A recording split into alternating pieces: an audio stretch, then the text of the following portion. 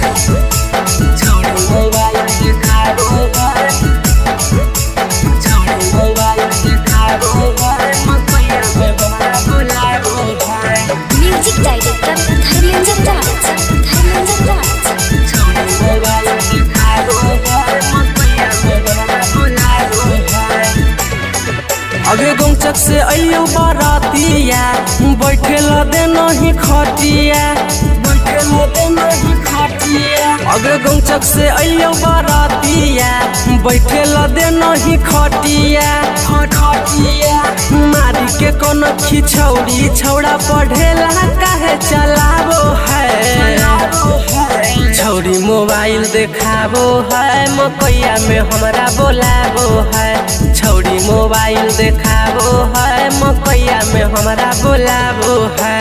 गौचक से अइयो बारातिया, बैठे ल दे नहीं खटिया, बैठे ल दे नहीं खटिया। अगे गौचक से अइयो बारातिया, बैठे ल दे नहीं खटिया, खटिया। मारी के कोन खिछौड़ी, छौड़ा पढ़ेला काहे चलाबो है। छौड़ी मोबाइल देखाबो है, मकैया में हमरा बोलाबो है। छौड़ी मोबाइल देखाबो है, मकैया में हमरा बोलाबो है। गौचक से अइयो बारातिया, बैठे ल दे नहीं खटिया, छौड़ी मोबाइल देखाबो है। म्यूजिक डायरेक्टर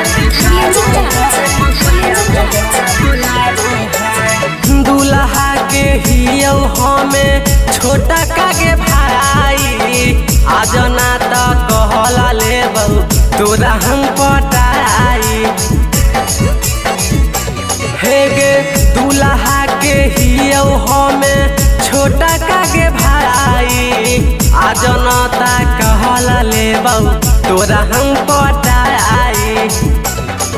जय माला पर चढ़ के हमारा रसगुल्ला देखाबो है। सेल्फी उत घिचाबो है, मोबाइल छौड़ी देखाबो है। सेल्फी उत घिचाबो है, मोबाइल छौड़ी देखाबो है।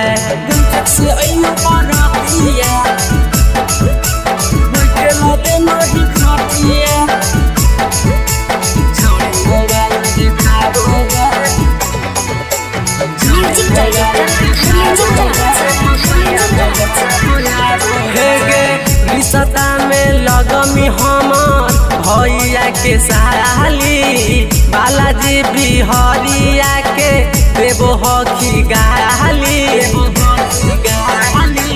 हे गे रिश्ता में लगमी हमर भैया के साली, बालाजी बिहरिया के देबो हखी गाली। अंकित बाबू सोशीलावा के मन लाला चाहबो है।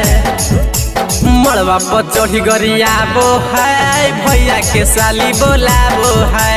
मड़वा पर चढ़ी गरियाबो है, भैया के साली गरियाबो है।